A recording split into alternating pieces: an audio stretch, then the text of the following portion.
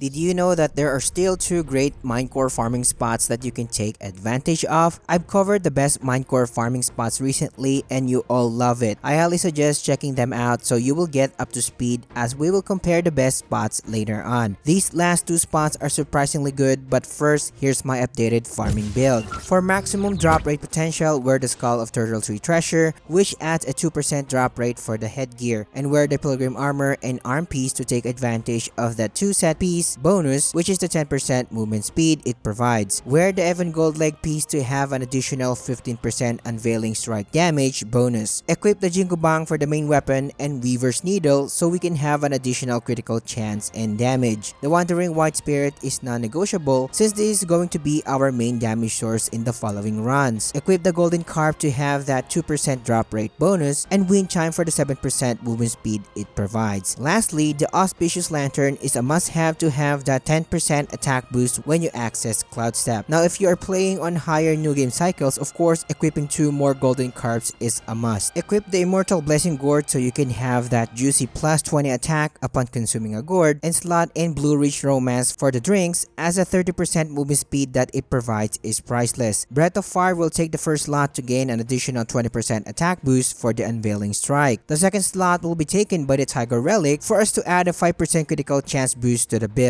Lastly, the Double Comb Rooster Blood is suggested, not for its critical chance but for 12% added speed it provides that works even if you are not suffering from poison. The skill tree on the other hand is simple. Ensure that all of the offensive boosting nodes will be taken in the survival tree. And aside from that, Cloud Step and Immobilize tree should be maxed, and that's all that you need to have for this build. Heading to the first location, it is going to be in the Court of Illumination Shrine in Chapter 4. Follow my instructions carefully as I spend time optimizing this so we can save a lot of time and speed up the process. Starting from the Keeper Shrine, do a 180-degree turn and pop your gourd to have all the buffs it provides, especially the movement speed boost. As soon as the gourd buff takes effect, quickly cast Cloud Step to gain an additional movement speed boost. Exit the courtyard and hop onto the nearest stone staircase, and eventually you will see the Snake Tiger located in the pond near you. Hop onto the pond and cast the Wandering White to take out the target in one shot. Use the Incendiary Talisman to reset the run, rinse, and repeat. I still follow the 30-minute routine that I shared in the last videos, and all of the unique mechanics that the minecore farming still applies. In this method, each run usually lasts around 23 seconds, and doing a full 30-minute optimized run usually nets me 11 to 12 minecores in total. Although the XP and will are not the focus of this method, just in case you are interested, this method provides 568 XP per run and 655 will. In a fully optimized and uninterrupted 30-minute run, we are seeing 51k XP and 58k will. Before the next spot, if you find this guide useful so far, subscribing to the channel, liking the video, and engaging in the comments helps me a lot, and I appreciate your support. The last and amazing spot in the game is located in Chapter 6, Mantis Catching Swamp Shrine. The optimized runs and steps in these methods are actually simple compared in the previous videos. So from the shrine, pop your gourd once again to gain the movement speed buff and cast Cloud Step like what we did in the previous method. Enter the nearest stone arc and head to the nearest trees. Eventually, you will see our main target, which is the Stone Hippo, and before you approach it, cast Immobilize. Finish the run by casting the Wandering White like what we did to the tiger in the first method and using Incendiary Talisman to reset the run. Now you might be wondering if killing the other Stone Hippo would be beneficial. I ran the calculation and simply not worth it since you can't one-shot the guy after dealing the first one. After a full 30-minute run, I managed to gain a whopping 12 to 13 minecores, and each run lasted around 30 seconds while having 775 XP and 893 will per run, giving you 46k XP and 53k will in an optimized 30-minute run. As usual, keep in mind that your mileage may vary in all of the methods that I've shared on this channel since your character may be a weaker character than mine and drop rates can largely fluctuate in the course of farming. All of the spots that I have shared on this channel were tested multiple times, but RNG is RNG at the end of the day. After I have experimented with all of the best minecore farming spots in the game, which are the best spots to cycle through? And I hear you're asking, testing. In the course of my testing, data shows that I am getting better results in my Thunderclap Temple optimized method, Relief of the Falling Long spot, Court of Elimination, and Mantis Catching Swamp spot, which are the 2 latest spots that I have shared. I highly suggest cycling through these 4 best spots to get the best mileage possible if you can, but if not, it will not hurt to experiment in the other spots that I have mentioned in the past. As mentioned, I highly suggest checking these videos to know the other spots in the game and mastered my shared methods. So you will have a lot of options to explore,